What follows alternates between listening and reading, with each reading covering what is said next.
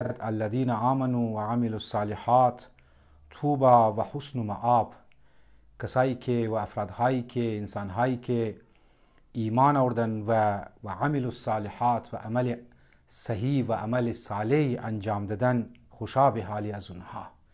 خوشا به حالی شما عزیزان که شبهای قدر را درک کردین و در شبهای قدر اعمال قرآن را انجام دادین، توبه کردین و راز و نیاز کردین و امیتر در این ماه مبارک رمضان از فقرا، از غربا، از نادار افرادم شما احوال گرفتین. خوشا به حال از او انسان ها قرآن مگه که سرانجامی از نا نیک است. عزیزان من، در منی قرآن کریم بسیار زیاد خصوصیات را از مؤمنین و مؤمنات بیان کرده که ما شما باید دقت کنیم که این خصوصیات ما بین از ما شما موجود است یا نه. آیا ما این نشانی هایی که قرآن گفته، نشانی هایی که روایات گفته، آیا ما این نشانی ها ما بین وجودی از ما است یا نه؟ اگر در مرحله اول میخواهیم که مطالب نشانی های مؤمنین را بیان کنیم، باید ایمان را تعریف کنیم. کسانی که ایمان به خدا آورده، ایمان به آخرت آوردن، ایمان به نبوت و امامت آوردن، ایمان به قیامت آوردن، عدالت الهی را ایمان بهش آوردن و در منی قرآن ما میخوانی که یا ایها الذین آمنو بسیار زیاد جاها در منی آیات قرآنی امی هم ده که یا ایها الذین آمنو یعنی ایمان آورده. والعصر ان الانسان لفی خسر الا الذین آمنو یعنی ایمان آوردن، ایمان به خدا، ایمان به عذاب قبر، ایمان به عالم برزخ. خودی ایمان وقتی که ما روایات توخکنی و تفاسیرها را وقتی توخکنی، خصوصا خود ذات مبارک رسول گرامی اسلام را که توخکنی درباره ایمان که تعریف شیمونه ای مگه که کسانی که ما مگه مومن است. عزیزان من، این کلانترین نشانیه. رسول خدا مگه که الایمان معرفت بالقلب و قول باللسان و عمل بالارکان. ایمان یک معرفت قلبیه که انسان از دل خو، انسان از وجود تمام وجود خو اسلام را قبول کنه، خدا را قبول کنه، اهل بیت را قبول کنه، قیامت را قبول کنه. این کلانترین نشانی است که الایمان معرفت بالقلب.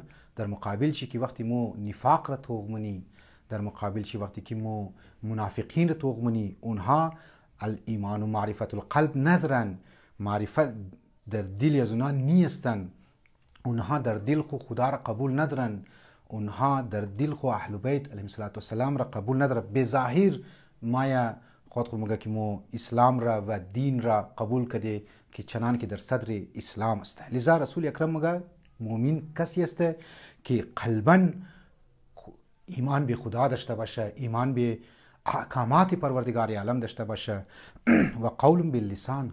سوالی پیدا نمیشه مؤمن از قلب خو خدا را قبول کنه، احکامات پروردگار عالم را از دل خو قبول کنه و در زبان که استجاری نشنه. و قول باللسان، زبان چی هم ایمان به خدا را که زبان چی جاری میشه. مگه ما ظاهر که دزی گوشت، زبانی گوشتم ما پروردگار عالم را قبول دارم. لذا قلب که زبان اما هنگ است، معنی خو یک ربط داره عزیزان من.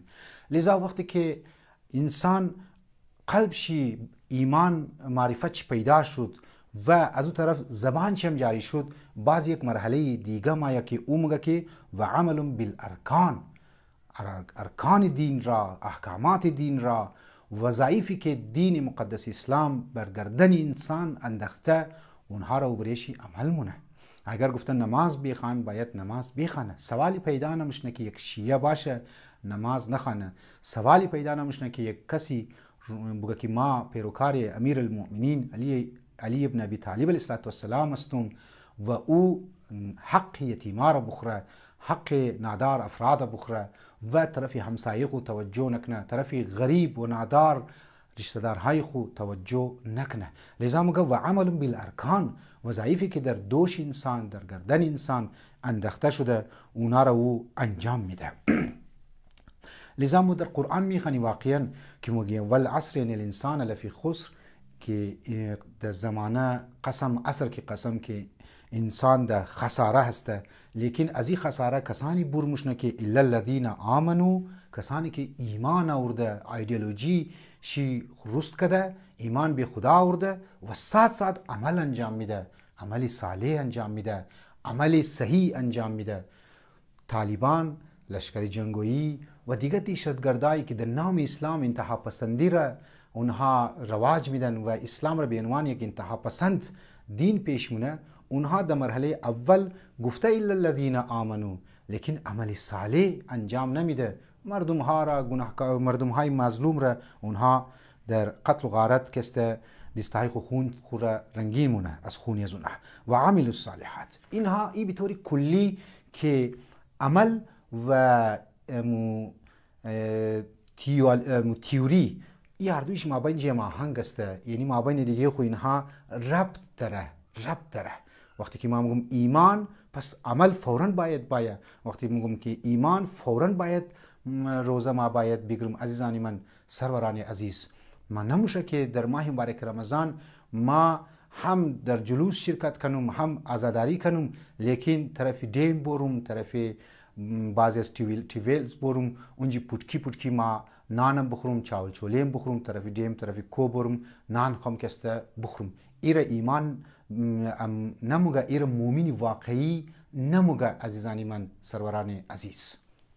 لذا ما چند صفت را امروز میخوایم مختصر فقط ترجمه منی و کم توضیح میدم که صفات مومنین قرآن چطور بیان کرده. یک، دوری از غیبت و بدگمانی. یکی از نشانی های برجسته مومنین و مومن واقعی ای است، یک نشانی واضح ایه که از غیبت دوری مونه، از گمان بد دوری مونه، نسبت به خدا گمان بد نداره. دیدی بعضی اوقات بعضی انسان ها کم برش که مصیبت مایا، کم مشکلات کی مایا، فوراً از خدا گیله مونه، از خدا ناله مونه. ای خدا تو چرا مرا فقط دیده، چرا فیملی از مور تو فقط دیده که برای از موی مشکلات ایجاد کرده، مشکلات اقتصادی هم ده، مشکلات خانگی هم ده، جنگ و جدل هست در خانه از مو، در حالی که علت اصلیش دنبال نمونه، فوراً مور طرف ناخون خوشیخ مونه به طرف خدا. و همیتر نسبت به انسان ها، نسبت به رشته دارها، نسبت به دوستان خو گمانی بد کسته نمونه. قرآن چی میگه؟ یا ایها الذین آمنو اجتنبوا کثیرا من الظن، از گمانهای بد زیاد کسته اجتناب کنین. ان بعض الظن اسم، بسیاری از گمانهای بد و بعضی از گمانهای بد گناه است. اسم یعنی گناه. ولا تجسسوا ولا یغتب بعضکم بعضا، در کارهای مردم میگه تجسس نکنین. دیده بعضیا در کارهای مردم، در کارهای رشته دارها که او چی کار کرد، چی رنگ لباس پوشید، چی رنگ نان خورد، چی رنگ رام ورد، که از کی تعلقات داره، ای چنگا وسط طرف اعمالش خود توق نمونه. قرآن میگه نشانی مؤمنین این است که ولا تجسسوا، یا ایها الذین آمنوا لا تجسسوا، تو چیزا نکو دنبال کارهای مؤمنین بری که او چی کار کرد چی کار نکرد. ولا یغتب بعضکم بعضا، غیبت نکو. غیبت، الغیبت اشد من الزنا. ای یک است عزیزان من. دو، مؤمنین کسانی است که و بالآخرت هم یوقنون. مؤمنین یعنی در مرحله یقین میرسه. مؤمنین یعنی یک مقام میرسه که نسبت به آخرت یک یقینی ما بینش پیدا میشه که ها آخرت که هست واقعا. در یک زمانی در نجف اشرف یکی از افرادها، یکی از بزرگا بود دیگه، افرادها انسانها رفتن که بابا بیا چرا تقریر نمونی، او تقریر نمیکرد، او مجتهد و او بزرگوار. اینا از بس که رفت که بیا تقریر کو، از بس که تنگ آمد و مجتهد و آقا او آمد برای منبر آمد شیشت گفت ما شما میخوایم یک جمله بگم، آیا شما ایمان و یقین برای عالم آخرت دارین یا نه؟ اونا گفت آن. گفت اگر برای آخرت یقین دارین پس چرا گناه مونین؟ لذا یکی از نشانی های مؤمنین را قرآن میگه و بالآخرت هم یوقنون، یقین دارن. راهی از مو و ایتیستا، راهی از مو و سیکولرها، راهی از مو افرادهایی که بیدین است، کد مذهبی علم زینجی جدا میشه و بالآخرت هم یوقنون. مو به آخرت ایمان داره، مو به قیامت ایمان داره، مو به حساب و کتاب ایمان داره، مو بعد از مرگ یک زندگی دیگه هم است. لیکن اونها که اتیستا است اونها میگه نه دیگه آخرت نام چیز نیست. لذا و بالآخرت هم یوقنون دویمه نشانی مؤمنین است. سیمنه نشانیشی که قرآن میگه بردباری و تحمل در مسائل مشکلات، در مسائل مصیبت ها، در روبرو مشن انسان از لحاظ اقتصادی، از لحاظ خانگی، از لحاظ دوستا، هر مشکلی که انسان را در بر بگیره، صفات مؤمنین ای است که و اذا خاطبهم الجاهلون قالوا سلاما. یک وقت که انسان را جاهلا تنگ مونه، وقتی که مودم نیمزی سوشل میدیا بعض اوقات یگو پست میدی یا یگو ویدیوی مو وایرال مشنه میگنی که در مقابل از مو بعضی از جاهلا بسیار توهین ها مونه موره، علما را توهین مونه، مذهب را توهین مونه، اهل بیت توهین مونه. قرآن میگه در روبروی از جاهلایی که جاهلن، واقعا جاهلن، که از نه بحث نکو، دل خور آزرده نکو، تحمل کو، بردبار باش و بشر الصابرین.